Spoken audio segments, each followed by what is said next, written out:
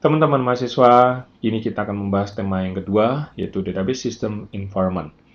Di dalam lingkungan database system, tentu kita akan sangat erat kaitannya, yaitu kita akan mempelajari bagaimana pendekatan penggunaan DBMS itu sendiri. Mengapa kita harus menggunakan DBMS? Nah, di sini ada 10 kegunaan atau 10 manfaat, 10 kelebihan daripada penggunaan database management system itu. Nah, yang pertama adalah berbicara tentang redundancy. Tentu dengan DBMS, sebisa mungkin DBMS itu akan melakukan controlling, bagaimana semaksimal mungkin meminimalisir dan juga mengendalikan redundancy itu sendiri sehingga tidak mungkin terjadi namanya data inkonsistensi. Yang kedua adalah unauthorized access. Ya, DBMS juga akan memastikan bahwa sejumlah akses-akses ataupun siapa yang akan mengakses ke dalam DBMS itu sendiri adalah orang-orang ataupun user yang sudah terauthorize. Kenapa? Karena kaitannya dengan data itu sendiri, di mana ada user yang dapat mengakses data tersebut, ada juga user yang tidak dapat mengakses data tersebut. Tentu hal ini terkait nantinya adalah bagaimana DBMS memberikan fitur untuk melakukan otorisasi. Yang ketiga adalah persistent storage, di mana DBMS ini juga akan menyediakan atau menjadi tempat untuk menyimpan, memastikan semua data dari objek-objek yang ada itu adalah tersimpan dengan baik, persist. Nah, tentu berbicara tentang persisten, berangkat dari konsep yang ada di dalam object-oriented database. Nah, kalau kita lihat, implementasinya adalah dari sebuah kelas employee, kelas department sebagai contoh, di sini akan diimplementasikan menjadi table. Nah, DBMS menyediakan fitur ini bagaimana kita dapat mengimplementasikan kelas employee ini untuk disimpan di dalam DBMS itu sendiri sehingga akan tetap terjaga, tetap akan terbentuk yang namanya persistensi. Sehingga dapat dikatakan DBMS itu sebagai persistent storage. Yang kedua adalah DBMS itu menyediakan storage structure. Nah, setiap table yang tersimpan akan memiliki primary key ataupun juga nanti akan memiliki tambahan index. Nah, kegunaannya adalah pada saat kita melakukan query, primary key maupun index ini akan bermanfaat untuk pada saat kita pengambilan data dapat dilakukan dengan cepat, dengan baik. Nah, tentunya DBMS memiliki metode-metode atau mekanisme sendiri bagaimana melakukan penyimpanan data secara terstruktur dan juga bagaimana melakukan pencarian data dengan teknik-teknik yang sangat efisien. Nah, sebagai contoh, kalau kita lihat layar seperti ini, bahwa di situ ada query yang mana Anda bisa lihat ketika kita coba tracing dengan menggunakan execution plan, kita akan lihat step-step setiap atau langkah-langkah demi langkah. DBMS memiliki atau menyediakan fitur ini bagaimana kita bisa menganalisis setiap tahapan-tahapan pada saat query ini kita jalankan. Apakah query yang kita miliki atau kita bangun ini sudah efisien atau tidak, apakah sudah sesuai atau tidak. Nah, DBMS memiliki fitur bagaimana untuk memastikan bahwa query akan berjalan dengan baik. Nah, kemudian DBMS juga menyediakan fitur untuk melakukan backup dan recovery. Tentu berbicara tentang backup kaitannya dengan data. Bagaimana setiap data yang ada kita akan backup. Kemudian ketika kita sudah backup, ketika terjadi suatu disaster, bagaimana data itu dapat kita recovery kembali. Nah, tentunya DBMS menyediakan fitur tersebut. Nah, yang keenam akan berbicara tentang user interface. Nah, DBMS juga menyediakan berbagai macam interface bagaimana user dapat melakukan interaksi dengan database itu sendiri.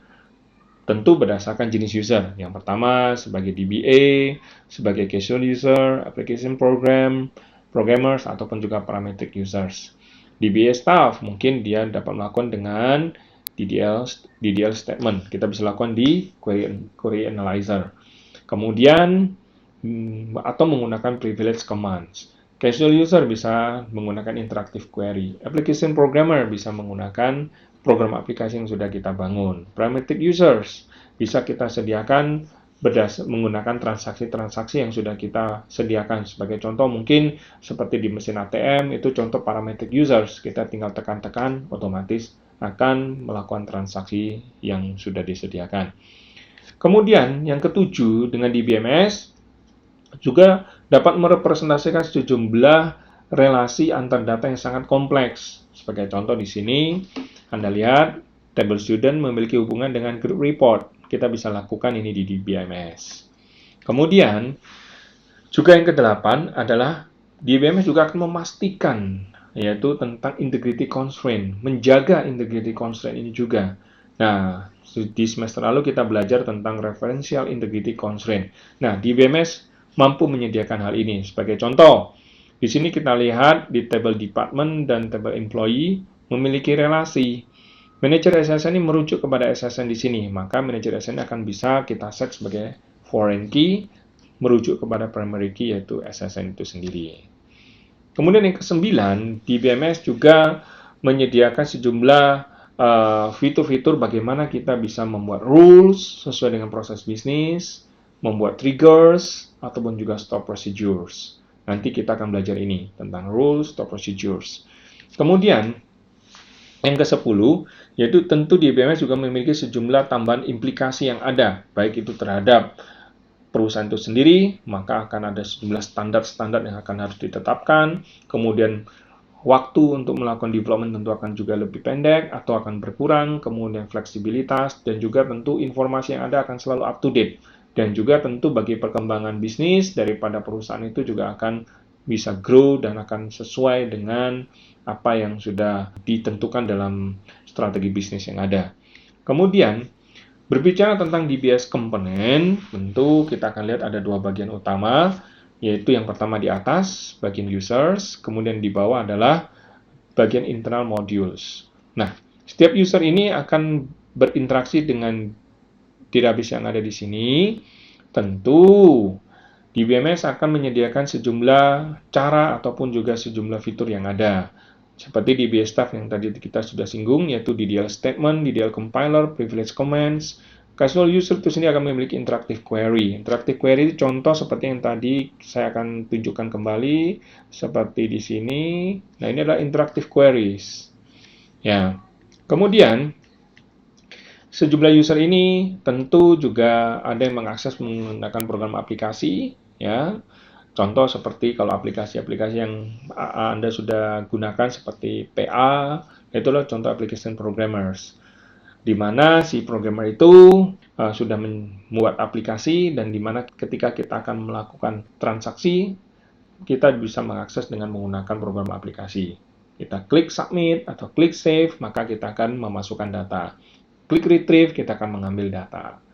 Nah, sedangkan parametric users, contoh pada saat di mesin-mesin ATM itu sebagai contoh, ya, dimana dengan kita menekan satu tombol, itu sudah menunjukkan ini transaksi apa, seperti itu otomatis. Nah, kemudian di internal modul seperti di sini, kalau Anda lihat bahwa DBMS di sini menyediakan sejumlah bagaimana mekanisme semua instruksi yang sudah dibuat atau yang sudah dibuat oleh user masing-masing, oleh DBMS ini akan diterjemahkan dan kemudian akan dilayani. Dan dilayani artinya apa? Dia akan, apabila butuh mengambil, dia akan memproses, mengambil data, dan akan memberikan. Apabila ingin memasukkan data, maka dia akan memproses untuk memasukkan dan akan memastikan data akan tersimpan dengan baik. Nah, DBMS inilah memiliki fungsi itu semuanya, termasuk di dalamnya adalah concurrency control, bisa menghandle sejumlah transaksi bersamaan, kemudian backup and recovery, subsystem, dan juga DBMS itu juga memiliki yang namanya data dictionary. Nah, teman-teman mahasiswa, saya mengajak Anda untuk mempelajari hal ini tentu juga di buku. Silakan Anda baca lebih dalam di buku Fundamental of Database System. Apabila ada hal-hal yang mungkin Anda ingin tanyakan, silakan Anda tanyakan secara langsung, baik melalui forum ataupun juga melalui chatting kepada saya. Silakan apabila ada hal-hal yang Anda belum pahami dengan baik. Demikian bisa saya sampaikan. Thank you.